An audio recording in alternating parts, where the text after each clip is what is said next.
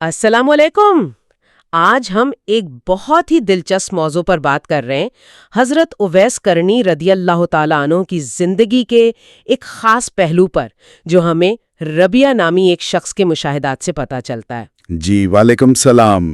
بالکل، ربی جب حضرت اویس کرنی سے ملنے گئے تو انہوں نے جو دیکھا وہ عبادت اور آپ کہہ لیں روحانی نظم و ضبط کی ایک انتہا تھی۔ ہاں، تو آج ہم اسی کا جائزہ لے رہے ہیں کہ یہ شدید روحانی لگن کیسی نظر آتی ہے اس بیان کی روشنی میں۔ اور یہ صرف عبادت کا ذکر نہیں ہے، یہ ایک ایسی کیفیت ہے جہاں مسلسل ذکر اور نماز بنیادی انسانی ضروریات پر بھی حاوی نظر آتی ہیں، مطلب ایک غیر معمولی حالت۔ اچھا، تو ربی نے کیا دیکھا؟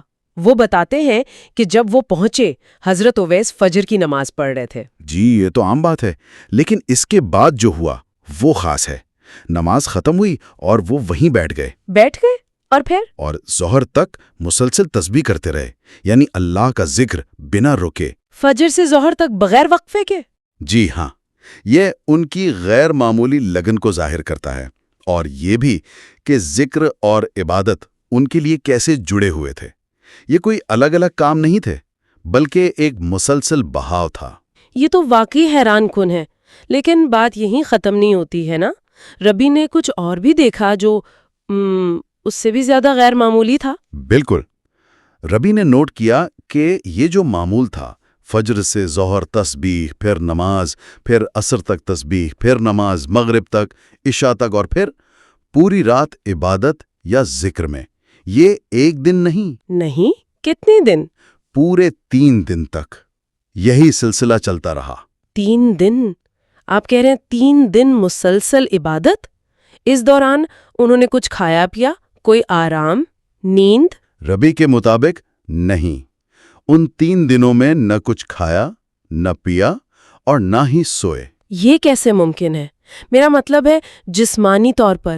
دیکھیں، یہی وہ نقطہ ہے جسے ریاضت کہتے ہیں، مطلب روحانی توجہ کے لیے جسمانی ضرورتوں کو پیچھے چھوڑ دینا۔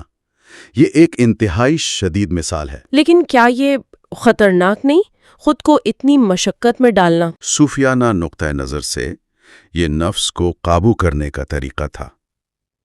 جسم کو تکلیف دینا مقصد نہیں تھا، بلکہ روح کو جسمانی خواہشات کی قید سے آزاد کرنا تھا۔ مقصد اللہ سے قربت تھی۔ یہ ارادے کی ایک آپ کہہ لیں ناقابل یقین مضبوطی دکھاتا ہے۔ اچھا، تو 3 دن بعد کیا ہوا؟ کیا یہ سلسلہ جاری رہا؟ نہیں، چوتھی رات کا ذکر ہے۔ کہتے ہیں کہ انہیں ہلکی سی اونگ آئی، بس ذرا سی غنودگی۔ اچھا، تھوڑا سا آرام ملا آخرکار۔ ہاں، لیکن وہ فوراً ہی بیدار ہو گئے اور جاگتے ہی دعا مانگنے لگے۔ دعا؟ کیا دعا تھی؟ انہوں نے کہا، اے اللہ، میں ایسی آنکھ سے جو زیادہ سوئے اور ایسے پیٹ سے جو زیادہ کھائے تیری پناہ مانگتا ہوں۔ سبحان اللہ!